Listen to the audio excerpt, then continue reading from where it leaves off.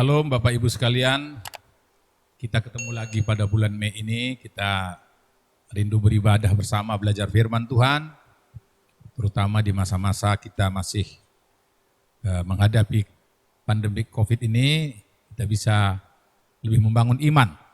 Oleh karena itu, sebelum kita bicara firman Tuhan, kita belajar sama-sama, mari kita berdoa lebih dulu. Bapa yang kami sembah dalam nama Tuhan Yesus Kristus, kami bersyukur buat hari ini kami bisa belajar firman-Mu, karena kami tahu di luar Engkau kami tidak bisa berbuat apa-apa. Kami minta belas kasihan bagi kami, penyertaan-Mu dan perlindungan-Mu, bahkan kekuatan dari-Mu buat kami kuat dan melakukan yang terbaik. Di dalam nama Tuhan Yesus, urapi hamba-Mu, urapi pendengaran kami dan hati kami, agar kami siap melakukan kebenaran-Mu. Dalam nama Yesus, haleluya, amin. Nah Bapak Ibu, hari ini kita akan belajar firman Tuhan ya,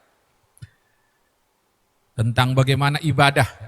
Sebab saudara, seringkali kita menganggap ibadah itu adalah kita kumpul hari Minggu atau acara-acara persekutuan atau kelompok sel. Itu benar. Tapi saudara, sebenarnya apakah ibadah itu? Nah, dengan COVID-19 gereja-gereja rata-rata ibadah di rumah atau mungkin live streaming ya.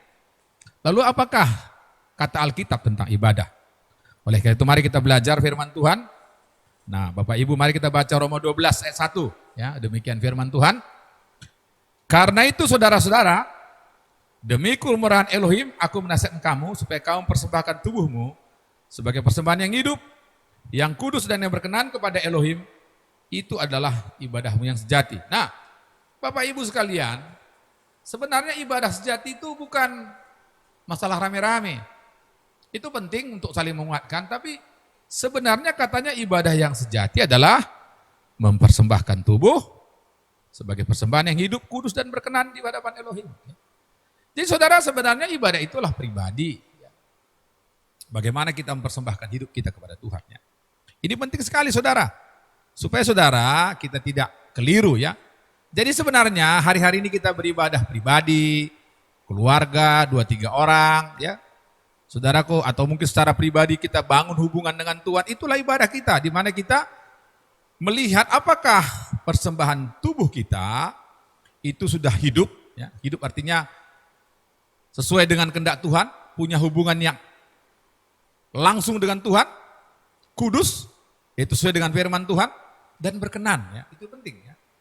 Itu yang penting kita kaji, sehingga saudaraku kita lihat, sehingga saudara dalam hidup kita pada masa-masa ini kita betul-betul melihat, udahkah kita sungguh-sungguh beribadah berkenan di hadapan Tuhan ya. Bapak Ibu sekalian di rumah beribadah, secara pribadi kita atur waktu kita ya. Saudaraku, persekutuan kita dengan Tuhan semakin baik ya. Saudaraku, sekarang ini banyak sekali waktu kita bisa belajar firman Tuhan, kita bisa lihat bagaimana Tuhan beracara melalui apa yang dihadapi sekarang, kesaksian-kesaksian orang yang sembuh, orang-orang yang saudaraku tetap melayani Tuhan dengan caranya ya. Kemudian doa-doa orang percaya yang begitu hidup. Bangsa-bangsa menyembah Tuhan, ini luar biasa ya. Saya sangat diberkati. Kemudian Yakobus 1:27 saudara, ada firman Tuhan berkata, Yakobus 1:27 demikian firman Tuhan. Ibadah yang murni dan yang tak bercacat di hadapan Elohim Bapa kita ialah mengunjungi yatim piatu dan janda-janda dalam kesusahan mereka dan menjaga supaya diri sendiri tidak dicemarkan oleh dunia. Nah, saudaraku, ibadah yang murni adalah menolong orang yang susah, janda-janda, yatim piatu. Saudara, ini penting sekali kita saat ini kita perlu menolong orang-orang yang memerlukan. Sehingga saudara, Tuhan akan bersuka cita melihat ada kasih yang disalurkan. Ini yang penting ya. Kemudian saudara, dalam Matius 25 ayat 42 ayat 43, Tuhan Yesus bicara tentang pemisahan orang yang sungguh-sungguh ibadah dengan benar, hidup dengan benar di hadapan Tuhan dengan yang tidak benar. Waktu Tuhan berkata, aku akan memisahkan antara yang sungguh-sungguh dan tidak sungguh-sungguh, mereka bingung, bagaimanakah bedanya? Nah, mari kita lihat Matius 25 ayat 42 sampai 43. Sebab ketika aku lapar kamu tidak beri aku makan, ketika aku haus kamu tidak beri aku minum, ketika aku orang asing kamu tidak beri aku tumpangan, ketika aku telanjang kamu tidak beri aku pakaian, ketika aku sakit dalam penjara kamu tidak melawan aku. Nah saudara, di sini Tuhan bicara tentang bagaimana ibadah yang berkenan dan hidup berkenan adalah kita menolong orang yang susah. Memberikan bantuan kepada mereka. Apalagi kita memang punya. Tuhan Yesus bilang kepada murid-muridnya, beri makan mereka yang 5.000. Tuhan bilang, beri yang ada pada kita. Ya, dia nggak suruh saudaraku kita mencari-cari bagaimana, tapi Tuhan bisa buat. Saya menyadari ketika kami punya kerinduan untuk berbagi dengan saudara-saudara seiman, Tuhan buka jalan, saudara. Karena apa? Itulah kehendak Tuhan. Kalau firman yang kita lakukan, maka dia akan menyertai kita. Jadi saat-saat seperti ini mari kita ambil bagian, ya. Saudaraku, hal sederhana pun mungkin akan berguna bagi banyak orang, ya. Kemudian saudaraku, di manakah kita beribadah? Bagaimana kita beribadah? Saudaraku, seringkali kita terpaku pada tempat, model, ya. Yohanes 4:21 berkata begini. Yohanes 4:21, 23, 24 demikian firman Tuhan. Kata Yesus kepadanya, percayalah kepadaku hai perempuan. Saatnya akan tiba kamu akan menyembah Bapa bukan di gunung ini dan bukan juga di Yerusalem. Tapi saatnya akan datang dan sudah tiba sekarang bahwa penyembahnya benar akan menyembah Bapa dalam roh dan kebenaran. Sebab apa mengendaki penyembahnya demikian? Elohim itu roh dan barang saya menyembah dia harus menyembah dalam roh dan kebenaran. Jadi saudara, yang diperlukanlah kita menyembah dalam roh dan kebenaran. Saudara, bukan masalah di mana. Saudara, dengan kita berlatih ibadah yang benar secara pribadi, saya yakin nanti ketika kita kembali ibadah bersama, kita berdoa bersama, itu akan beda, saudara. Karena apa? Kita sudah menyembah dalam roh dan kebenaran. Saudara, seringkali kita ibadah kadang-kadang terlalu melihat orang lain, tapi kita belajar. Kita lihat hati kita di hadapan Tuhan. Dan itu saudaraku hari ini, jadi saudara-saudara, Bapak Ibu sekalian yang ibadah di rumah, teruslah beribadah. Teruslah bangkitkan manusia rohmu dan bangkit berdiri dari kebenaran. Amin saudara, ini penting. Saya berdoa, Bapak Ibu sekalian, tidak jenuh, justru makin semangat ya. Saudara, bukan tidak mungkin kita ada ibadah dengan komunitas kecil misalnya, dengan melakukan physical distancing. Tapi saudaraku, lebih dulu kita sudah benar di hadapan Tuhan, pemahaman kita tentang ibadah. Kemudian saudara, sebagai orang yang mempersembahkan hidup, tubuh sebagai persembahan hidup dan kudus berkenan kepada Tuhan, apa yang perlu kita lakukan? Nah, kemarin saya berkata, saatnya kita berkata yang positif, berkata yang membangun. Nah, saya ulang kembali, saudara, ibadah yang mempunyai dampak positif adalah kita berkata kata-kata yang membangun, kata-kata yang positif, kata-kata yang memberkati. Bukan kita bicara tentang saudaraku teologi kemakmuran, tapi memang sebab ketika kita berkata hal-hal yang membangun akan terjadi pembangunan yang luar biasa. Sebab kuasa perkataan itu luar biasa. Kita baca Amsal 18 ayat 21. Hidup dan mati dikuasai lidah. Siapa suka menggemakannya akan memakan buah. Saudara, kita perlu menggemakan hal-hal yang membangun yang positif. Saudara, karena itu sangat berguna. Sangat penting, apalagi dalam kondisi sekarang ini. Saudara, ada penelitian oleh Dr. Masaru Emoto terhadap perkataan berkat dan kata-kata kutuk, saudara. Dia melakukan penelitian dengan membuat, saudaraku, air di satu wadah yang sebelah kanan sebelah kiri. Lalu saudaraku, dia mencoba beberapa saat dengan air yang sebelah kanan, saudaraku, diucapkan kata-kata yang positif, yang baik, yang membangun. Wah, luar biasa hari ini. Kau air yang berguna.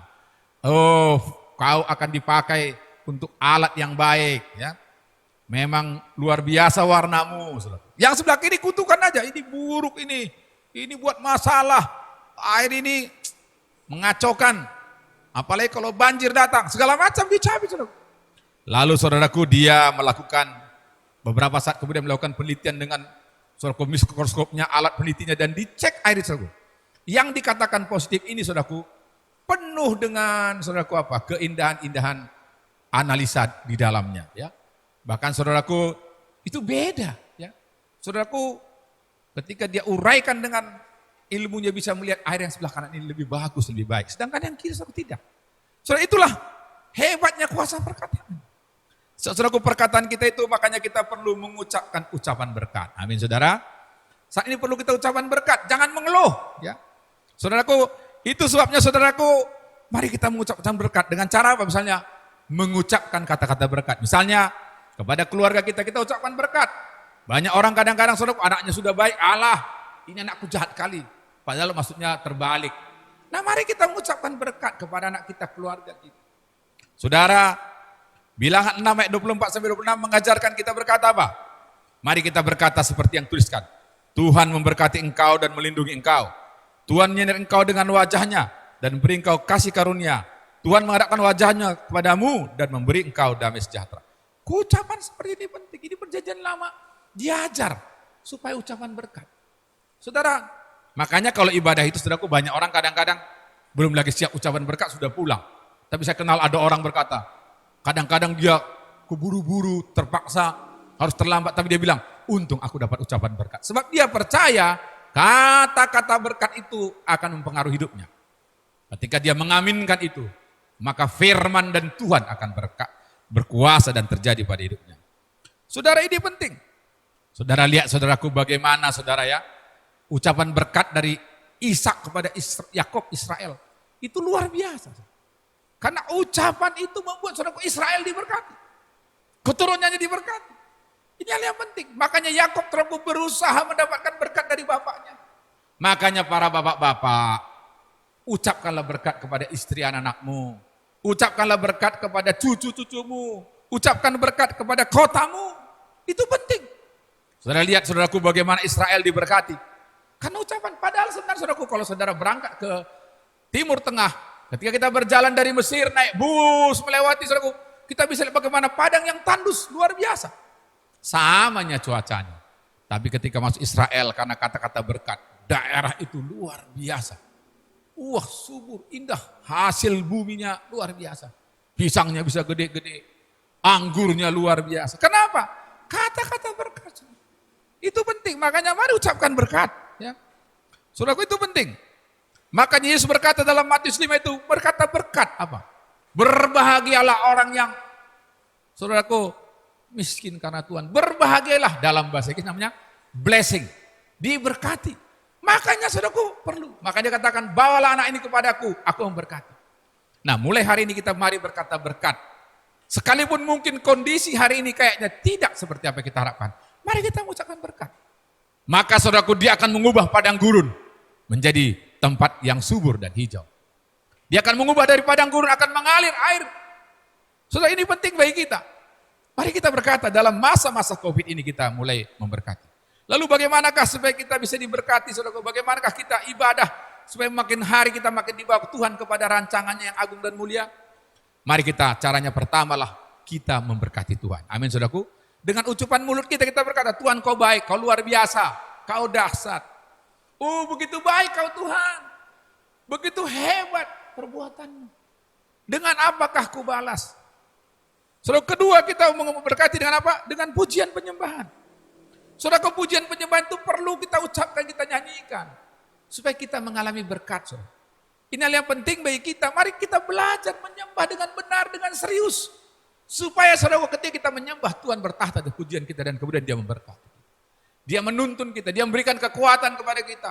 Memberikan kekuatan kepada yang lemah. Saudara, ini penting sekali, itu ibadah. Ibadah yang berkenan adalah memuliakan dia. Saudara. Kembalikan hormat, kemuliaan bagi dia. Kemudian saudaraku memulai ucapan syukur. Ya. Ucapkan syukur senantiasa. Bersyukur Tuhan atas kebaikan. Bersyukur Tuhan atas kasih karunia. Bersyukur atas kondisi ini. Saudara, kalau orang mengucap syukur terus, dia akan tahu ada sesuatu di balik persoalan ini yang Tuhan siapkan bagi hidup. Saudara, ada cerita yang menarik. Ada seorang ibu yang mulai beribadah. Tapi saudaraku anaknya ada satu jual es, ada satu jual payung. Saudaraku dia di Jakarta, anaknya sebelah sana, ujung sana, jalan yang tempat mereka jualan, kemudian satu ujung. Tiap hari dia sebelum mengucap syukur, dia selalu susah, bahkan cenderung saudaraku terserang sakit mah. Karena apa? Karena saudaraku dia sering bersyukur. Kenapa? Kalau hujan dia bilang, aduh gimana anakku yang jual es. Aduh anakku jual es kasihan kali. Kalau saudaraku panas dia bilang, bagaimana aku yang jual payung gak laku. Suatu ketika saudaraku dia disajarkan tentang kuasa ucapan syukur. Yang membuat dia saudaraku akan baik. Karena ucapan syukur itu bisa membuat kita bersuka cita. Sekarang ini kita perlu ucapan syukur dan sukacita, kenapa? Imunitas kita akan kuat. Lalu dia mulai belajar. Ketika hujan dia bilang, aku mengucap syukur Tuhan. Lalu apa yang aku bilangnya? Lalu dia bilang, aku ucap syukur karena anakku yang jual payung laku. Wah, dia mulai bersyukur, iya ya, terima kasih Tuhan. Lalu ketika panas dia bilang, aku mengucap syukur karena anakku yang jual es laku. Nah saudaraku hidupnya berubah. Mukanya berseri-seri dan sakit mahnya sembuh. Ini penting. Makanya belajar mengucap syukur. Inilah, karena itu yang diinginkan Tuhan dalam hidup kita. Kemudian melalui doa, doa kita yang selalu bersyukur atas semua keadaan ini. Saudara, ucapan syukur dan doa kita yang luar biasa muji Tuhan akan buat kita dikuatkan. Saudara, itu bedanya ketika saudaraku bangsa Israel dalam Bilangan 14 disuruh meninjau. Saudaraku ada 31 raja yang ada di saudaraku tanah perjanjian, dia masuk. Saudaraku yang 10 itu mengucapkan kata-kata busuk, saudara. Tapi yang satu saudara mengucapkan kata-kata yang baik melalui doanya. Dan dia ingat, bukankah Tuhan akan menyediakan kemenangan di Yosua dan Kaleb. Saudara bisa lihat, yang busuk itu artinya busuk mengalami kehancuran. Makanya doa kita harus ucapan syukur, mengatakan hal yang baik, saudara. Kemudian melalui firman Tuhan, kita bisa memberkati Tuhan, saudara. Dengan cara apa? Kita membaca firman Tuhan dalam Mazmur 50 ayat 23 katakan, siapa yang persembahkan syukur sebagai korban, ia muliakan aku. Siapa yang jujur jalannya, keselamatan dari Elohim akan kuperlihatkan kepadanya. Nah saudaraku, ucapan syukur dengan firman akan membuat kita saudaraku diberkati. Amin saudaraku. Tuhan akan buka jalan. Ada cerita yang menarik saudaraku di Alabama. Satu kota ada saudaraku patung yang dari kutu busuk saudaraku dibuat. Orang berpikir, loh kenapa kok kutu busuk? Saudaraku orang bingung, kenapa demikian? Rupanya ada latar belakang sejarah yang luar biasa. Di Alabama itu saudaraku dulu mereka tanamannya lah kapas. Suatu ketika saudara muncul kutu busuk saudaraku yang menghancurkan semua kapas. Tapi ada seorang pemuda yang berdoa mengucap syukur dan dia mulai mencari jalan keluar. Lalu saudara dia tanam kacang-kacangan dan kemudian kacang-kacang tanamnya ditaruhnya kutu busuk itu enggak mau makan saudaraku. Nah ini mereka, kenapa kita enggak berani memulai? Dia baca Roma 12 ayat 2 katakan apa? Roma 12 ayat 2 demikian firman Tuhan. Mari kita baca saudaraku. Roma 12 ayat 2 demikian firman Tuhan. Ya. Janganlah kamu menjadi serupa dengan dunia ini. Tapi berubahlah oleh pembaruan budimu. Sehingga kamu dapat membedakan mana kehendak Elohim. Apa yang baik yang berkenan kepada Elohim dan yang sempurna. Nah saudaraku, dia mulai berpikir, kenapa enggak kita coba revolusi? Mungkin sudah waktunya kita enggak tanam kapas. Lalu dia tanam kacangan. Akhirnya saudaraku negara itu begitu makmur. Sebelumnya ketika mereka tanam kapas, beli mobil pun enggak bisa. Sekarang mereka diberkati, rumahnya bisa dibangun, negara itu maju. Kenapa saudaraku? Berani. Kadang-kadang Tuhan ciptakan situasi yang sulit karena disiapkan. Saya belajar, COVID-19 ini sebenarnya adalah mempercepat namanya revolusi industri 4.0. Kenapa saudaraku? Dulu direncanakan kita akan berubah karena teknologi akan berubah. Kita akan pakai teknologi untuk belajar di rumah, kerja dari rumah, saudaraku, dan banyak hal. Beli-beli pun tak perlu jalan-jalan. Sekarang dipercepat karena apa? Melalui COVID ini. Justru saya lihat sekarang banyak orang yang terpaksa dan dipaksa untuk belajar teknologi yang modern. Orang-orang bisa ibadah di rumah. Kalau dulu sulit sekali. Sebenarnya inilah kesempatan Indonesia, negara ini untuk mempercepat revolusi itu, saudara. Nanti ketika dimulai akan terjadi hal yang luar biasa. Ini hal yang penting saudaraku. Jadi, lalu bagaimana dengan corona ini? Mari kita belajar. Yang kedua adalah memberkati sekitar kita, suasana yang ada. Saudara, kalau selama ini kita nggak berpikir untuk berkati sekitar, mari mulai berkati sekitar kita. Mari kita pikirkan apa yang bisa kita beri, apa yang kita latih orang-orang sekitar kita. Sehingga nanti ketika Tuhan pulihkan keadaan Sion katanya, keadaan kita seperti orang bermimpi, mulut kita penuh dengan tawa. Saya tiap hari, beberapa kali sekali saya evaluasi apa yang perlu dibenahi di anak muda yang kami bina, saudaraku. Orang-orang tua, anak-anak muda yang banyak masalahnya, mari kita bina. Kita muridkan mereka, maka terjadi akan luar biasa. Kemudian kita memberkati semua, termasuk yang memusuhi kita, saudara. Roma 12 ayat 14 katakan, saudaraku, demikian firman Tuhan, berkatilah siapa yang menganiaya kamu, berkatilah dan jangan mengutuk. Saudara, untuk itu kita perlu kesabaran. Mungkin saudaraku saat seperti ini kita justru memberkati orang-orang yang selama ini mungkin menganiaya kita. Supaya kita belajar sabar. Sebab saudaraku kalau kita sabar, kita akan bisa mengalami kemenangan. Saudara kalau kita tidak belajar memberkati musuh, kita tidak sabar, kita akan gampang tersinggung. Saat seperti ini mungkin melihat orang yang musuh kita yang menyakiti kita susah, kita akan tertawa bilang, itu kan rasakan. Itu enggak baik. Nah justru kita belajar untuk sabar. Untuk sabar itu saudaraku, kita perlu jangan gampang tersinggung. Sebab kalau orang pemarah pahit hati itu dimulai dengan tersinggung, marah, geram, benci, ngamuk. Kemudian jadi pahit, saudara. Tapi mari kita belajar memberkati. Dengan apa, saudaraku? Kita mulai belajar mengampuni, memberkati. Nah saudaraku, kita akan mengalami kemenangan yang luar biasa. Saudaraku, ini hal yang penting. Saudara, orang kadang-kadang saudaraku nggak bisa memberkati musuh dan orang menyakiti. Kenapa? Karena dia sendiri pahit tentang dirinya. Saudaraku, ada seorang bapak yang ketika dia bawa anaknya berenang, lalu anaknya dia lalai ngobrol-ngobrol, anaknya tenggelam dan meninggal. Dia selalu menyalahkan dirinya sendiri. Kenapa? Dia pahit buat diri sendiri. Saudaraku, akhirnya sampai dilayani, dia menyadari. Tidak ada sesuatu yang kita mengerti kadang-kadang bagaimana. Iblis bisa suntik kita untuk selalu menyalahkan diri sendiri. Kemudian saudara, ada yang saudaraku membenci saudara Tuhan. Karena apa? Kenapa Tuhan gak beri begini? Akhirnya dia ateis. Saudaraku, ini penting. Oleh karena itu mari kita mengampuni. Saudaraku, jangan kita mau hidup dengan cara yang salah. Saudara, kita belajar dari Yusuf, saudaraku. Yusuf luar biasa ya. Ketika saudaraku dia dijual, dia mengalami hidup yang susah. Dia enggak pernah membenci. Kenapa? Dia mengampuni saudara. Saudara, kenapa? Dia menyadari Tuhan punya rancangan di balik semua itu. Belajar seperti Yusuf. Makanya saudaraku, di dalam Kejadian, saudaraku, di dalam firman Tuhan ketika Yusuf, saudaraku, ketemu saudara-saudaranya, saudaraku, dia berkata apa? Mari kita lihat saudaraku, bagaimana dia berkata, Tuhankah aku sehingga aku harus berbuat sesuatu kepadamu? Tapi saudaraku, Yusuf berbeda. Dalam firman Tuhan, dia justru berkata, Tuhankah aku? Sehingga saudaraku, dia justru berkata, aku akan menanggung engkau dan keluargamu. Itu saudaraku, satu hal yang penting bagi kita.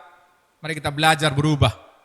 Saudaraku, dia berkata, justru karena inilah aku bisa menolong bangsa-bangsa.